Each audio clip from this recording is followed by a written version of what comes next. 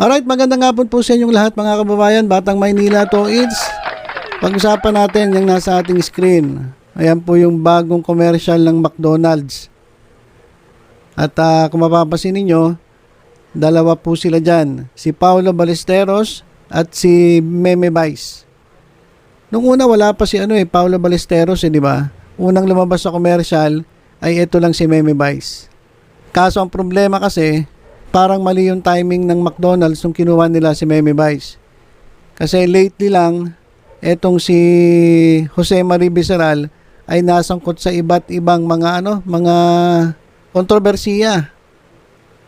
Okay lang sana kung positibo yung mga issue, kaso negative yung mga issue eh. Diba, na-issue siya ng kabastusan, sila ni Ayon Perez. Nasuspinde ang It's Showtime ng MTRCB dahil nga sa kahalayan doon sa kanilang programang It's Showtime. Tapos ngayon, ito lang lately, na-involve siya sa awayan na kung saan inumpisahan niya uling banatan itong si Christy Fermin na nananahimik naman. Hindi ko maintindihan bakit bumanat itong si Jose Marie Viceral. Kaya maraming nagsabi, bakit ganoon? Bakit kinuha pa ng McDonald's itong si Meme Vice?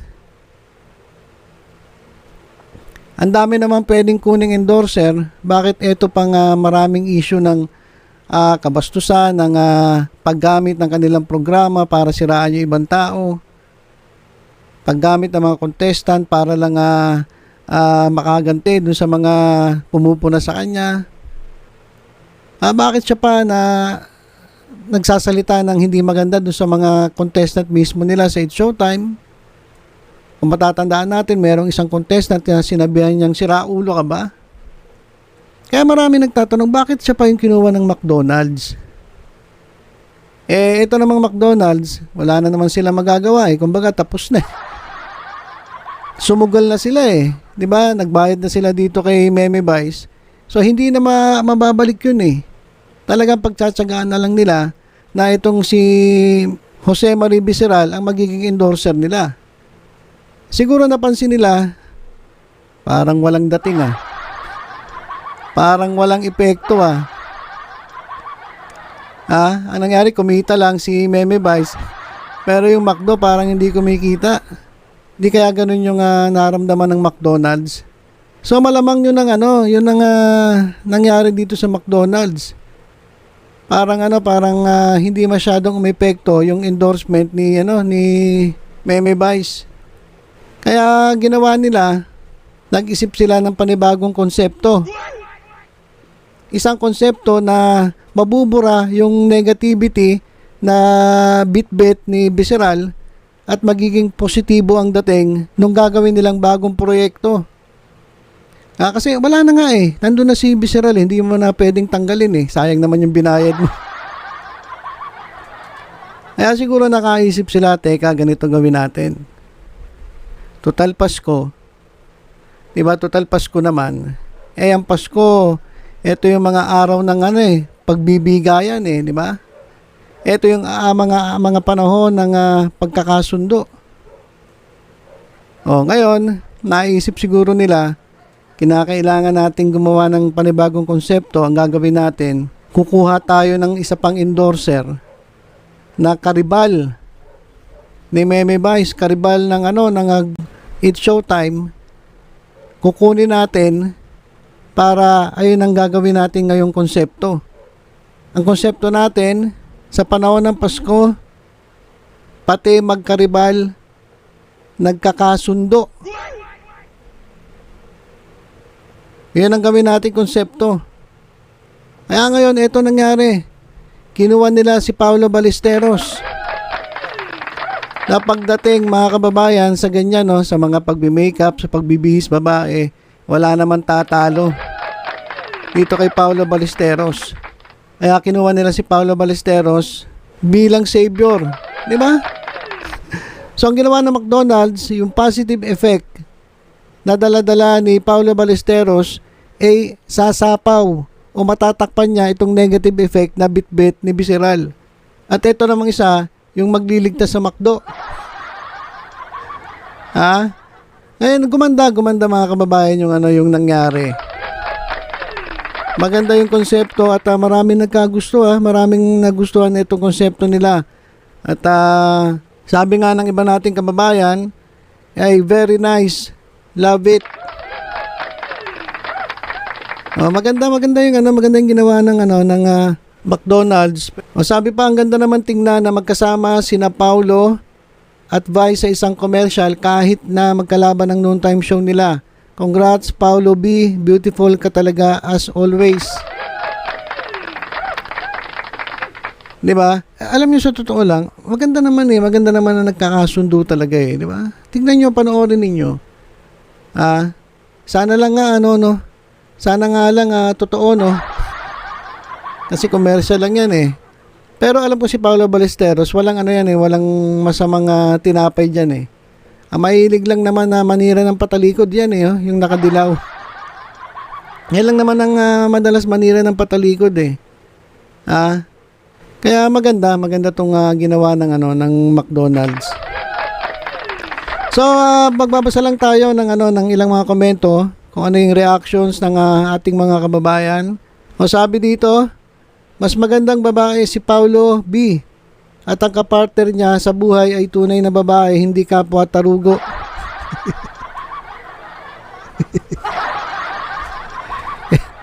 Eto naman ay good vibes na nga eh.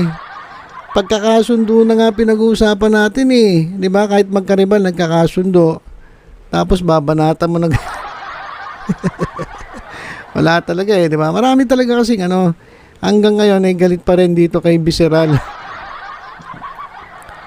Ito, kasi nangyayari ngayon, nagkakaroon ng comparison. Na ikukumpara na yung dalawa, sino yung mas maganda, sino yung mas magaling. Ito raw, disenteng kumilos si Paulo. Ayan, disente at maganda si Paulo. Meron na mga okay lang kasi sabi good job Meme Vice and Mama Pau. Pero mas marami rito ang talagang humanga kay Paulo Ballesteros. Ang ganda daw talaga ni Paulo. Sa commercial na to, ang ganda ni Paulo. Si Vice feeling maganda lang. Ito na naman tayo eh. Hindi talaga may iwasan no? Meron talagang kahit ganyan na yung konsepto, pagmamahalan at pagkakasundo, meron pa rin talaga. Pag nagkomento gusto pag-awayin eh. Ulitin ko, sa commercial na to, ang ganda ni Paulo, si Vice feeling maganda lang at patutyal. Okay ang gown, pero wala namang nakapark na kalabasa. Ayan, ang ganda talaga ni Paulo, lalong lumutang ang ganda ni Paulo nang makatabi si Vice. Dahil natabunan ng makapal na makeup, iba talaga ang natural beauty ni Paulo. Lumulutang ang ganda. Ayan. At isa pa mga kababayan ito nagtatanong yung iba, bakit daw wala diyang kasamang taga tape Bulaga. Kasi meron taga 80, merong taga It's Showtime. Bakit wala raw taga tape Bulaga? Wala naman talaga, sino ilalagay mo diyan? Si Betong. Di nagmukha lang katulong si Betong diyan. Wala kang ilalagay diyan sa tape Bulaga. Si Paulo Contis. Kaya lang, papangit yung konsepto. Bad image kasi di ba pag commercial, as much as possible, dapat ang kukunin mo endorser, yung maganda yung imahe. Doon nga sila nagkamali dito sa isa doon sa nakadilaw Hindi maganda imahe Di ba? Kaya nga siguro naisipan nila kinakailangan natin ng magbabago ng konsepto. Kasi parang walang epekto yung endorsement ng isa nung nakadilaw na yan. So kinuha nila si Paulo Ballesteros at yan nabago yung kanilang konsepto at maganda yung dating, maganda yung naisip nila. Kumbaga nadala ni Paulo Ballesteros itong pagkakamali ng McDo. Si Paulo daw si Cinderella. Kasama niya yung kabayo ng karatela. Grabe naman. Good vibes na. Pasko na Tigilan niyo muna yung ganyan banat. Grabe talaga kayo. The best ka talaga, Paulo. Sana di mo na pinasali ang kabayo. Bastos yan. Grabe. Grabe ito. Grabe itong mga nababasa ko. Okay na eh. Good vibes na sana eh. Biglang nasamahan na. Meron naman talagang nagustuhan. Love ko to. It's Showtime with Meme Baez and the beautiful Paulo Licious. So yan mga kababayan, unang-una congratulations sa McDonald's dahil nakaiwas kayo sa kapalpakan. Buti nagawa nyo ng paraan. Kung hindi, wala. Kahit papano nakikita ko maganda yung konsepto.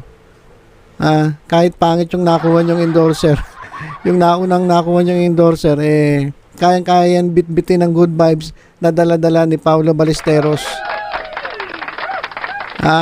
Kasi iba talaga ang pagpapalaki ng mga talent dyan sa EAT. Hindi katulad ng iba dyan na ewan ko, yung ka na magsalita. So ilan pa mga kababayan, yan, nagkasama itong si Paulo Ballesteros ng EAT at itong si Visceral ng It's Showtime. At dahil dito sa pagkakakuha nila kay Paulo, malamang mabubura o mawawala yung malas na dala ng isa.